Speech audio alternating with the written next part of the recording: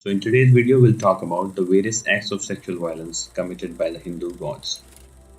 Now, we all know that India has a long and dark history of sexual violence, most notably rape. According to one study, a girl is raped every 20 minutes in India. Now, most incidents go unpunished. Horrific details are covered up and flushed away by Hindu officials. Rape statistics reveal an increase in rape cases in India from 2018 to 2019, with seemingly no foreseeable decline. Now, what has created this kind of situation? How could an entire religion tolerate such crimes and disregard for human beings? Hindus believe in millions of gods, and a significant number of them are depicted in Hindu myth of having engaged in rape. Now, how do Hindus firstly believe in and accept a rapist god? Secondly, how do they justify the horrific crimes committed by the rapist gods? Thirdly, how do they feel no sense of remorse or shame about the accounts of the rapist gods? Shockingly, a large percentage of Hindu men and women believe that rape is justified, and they cite the actions of Hindu gods to justify such behavior. So let's take a closer look at the Hindu scriptures and see how it describes their rapist antics. Vishnu is said to have raped Tulsi/Vrinda by assuming the guise of her husband. What can be more disgusting than a god raping a chaste lady? And much worse is the celebration of this rape as a festival. Yes, you heard that right. Hindus proudly celebrate the rape of Vrinda by Vishnu in a festival called Tulsi Viva. So if you read Shiva Purana, in the Rudra Samhita, it says on seeing her husband, Vrinda too was delighted. She forgot her sorrow. She considered everything a dream. Delighted in the heart, and with all the dormant passions kindled up, she sported with him for many days in the middle of that forest. Once at the end of the sexual intercourse, she realized that it was Vishnu. Vrinda rebuked him angrily and spoke thus. Vrinda said, "Fie on the misdeed of Vishnu in outraging the modesty of another man's wife. I have now realized you as the wielder of illusion, appearing in the guise of an ascetic." Sanat Kumara said, "O Vyasa, saying thus in great anger, she showed her brilliant powers as a staunch, chaste lady by cursing Vishnu. O base foe of the Daityas, defiler of other people's virtue, O wicked one, take this curse from me, greater in force than all persons. The two persons whom you made to appear in front of me shall become Rakshasas and abduct your wife. You will be distressed on account of separation from your wife, roaming about with Sesa, lord of snakes, who posed as your disciple here. You will seek the help of monkeys in the forest." Then the next story is about Indra. Before you think that such an act cannot be done by a person like Indra, then you are absolutely wrong. Indra was very popular among gods and sages for ravishing others' wives, and had done this to Ahalya by assuming the form of her husband, sage Gautama. So if you read Skanda Purana, it says, there was a Brahmana named Gautama, who was like another Brahma. He was endowed with truthfulness and piety. He was engrossed in the Vanaprastha stage of life. His blessed wife named Ahalya was very famous in all the three worlds as a woman endowed with beauty and prime of youth. Satakratu, that is Indra, the king of Devas, was infatuated by the exceptional beauty of Ahalya. The slayer of Bala therefore tempted her. "O beautiful lady of uncensored features, resort to me, the king of Devas, sport about with me. You shall be one honored in all the three worlds. What will you do with this Brahmana who has become lean and emaciated due to his overzealous for purity and conventional rites and austerities and Vedic studies? O lady of beautiful eyes, you must be rather undergoing suffering now." Getting an opportunity, he assumed the excellent guise of the sage and carnally delighted Ahalya, who believed that he was Gautama. Within a moment thereafter, O descendant of Bharata, the excellent sage hurriedly entered the apartment. On seeing Gautama come, Purandara, that is Indra, became terrified and he went out. Seeing him, he thought that it was Sakra. So Gautama became highly enraged and he cursed Devendra. "Since you could not control your senses, be one with 1,000 vaginal apertures. On being cursed, thus Devendra was instantly covered with 1,000 vaginal apertures. Now let's see what are the sexual crimes committed by Shiva, which are recorded in Srimad Bhagavatam. It says the beautiful woman was already naked, and when she saw Lord Shiva coming toward her, she became extremely bashful. Thus she kept smiling, but she hid herself among the trees and did not stand in one place. His senses being agitated, Lord Shiva, victimized by the lusty desires, began to follow her, just as a lusty elephant follows a she elephant.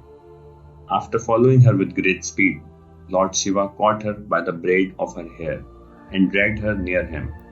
Although she was unwilling, he embraced her with his arms. Being embraced by Lord Shiva like a female elephant embraced by a male, the woman whose hair was scattered soared like a snake.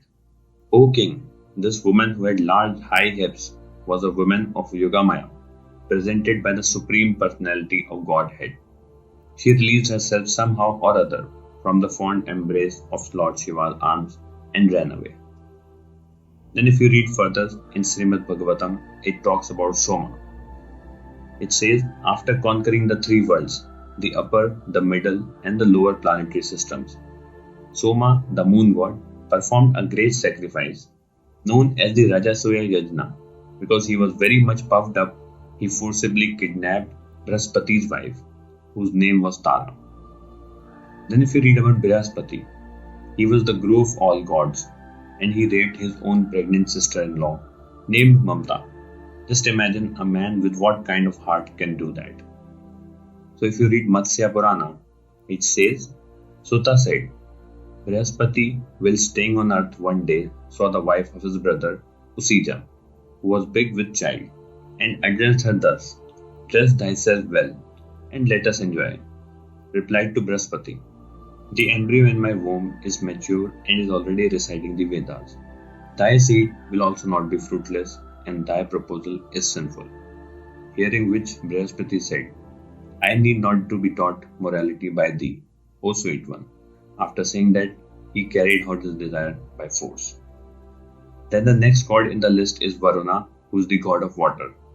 He is praised in several hymns of the Vedas. A story mentioned in the Mahabharata tells Varuna's rape of Bhadra, another wife of Uttatya. So if you read Mahabharata, it says, Hear now, O king, the story of Uttatya, who was born in the race of Angiras. The daughter of Soma, named Bhadra, came to be regarded as unrivaled in the beauty. Her sire Soma regarded Uttatya to be the fittest of husbands for her. The handsome Varuna had, from a long time before, coveted the girl. Coming to the woods where Uttatya dwelt, Varuna stole away the girl when she had plunged into the Yamuna for a bath. Abducting her thus, the Lord of the Waters took her to his own abode. There within that palace, the Lord of Waters, O king, sported with the damsel. A little while after, the fact of the ravishment of his wife was reported to Uttatya. Then we have another story of the Surya, who is the sun god, and several hymns of the Vedas are dedicated to him. He raped the virgin Kunti. Kunti was just examining her mystic power, and the sun god appeared before her and was smitten with passion after seeing young and beautiful Kunti, and then raped her. If you read Devi Bhagavatam, it says Surya Deva said, O Kunti, what for you called me by virtue of the mantra? Calling me, why do you not worship me, standing before you?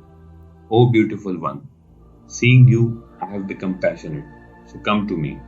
By means of the mantra, you have made me your subservient, so take me for intercourse. Hearing this, Kunti said, O witness of all, O knower of Dharma, you know that I am a virgin girl. O Suvrata, I bow down to you. I am a family daughter, so do not speak ill to me. Surya then said, If I go away in vain, I will be an object of great shame, and no doubt will be laughed amongst the gods. So, O Kunti, if you do not satisfy me, I will immediately curse you and the Brahmin who has given you this mantra. O beautiful one, if you satisfy me, your virginity will remain. Nobody will come to know, and there will be born a son to you exactly like me. Thus saying, Surya Deva enjoyed the bashful Kunti. with her mind attracted towards him. He granted her the desired boons and went away. The beautiful Kunti became pregnant and began to remain in a house under great secrecy. Only the dear nurse knew that.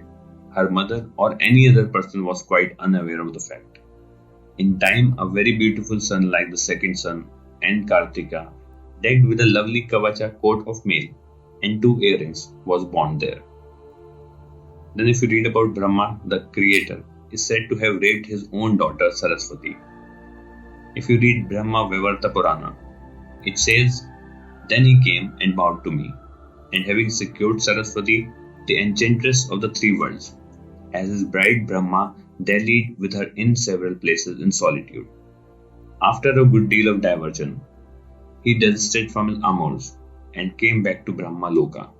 Then they performed auspicious rites, greeted Brahman, and the goddess Bharati gladly ushered them into the land of Brahma. Brahma sported with her day and night and was absorbed in sexual enjoyments." So these were the few accounts of the Hindu gods committing horrific sexual crimes against innocent women.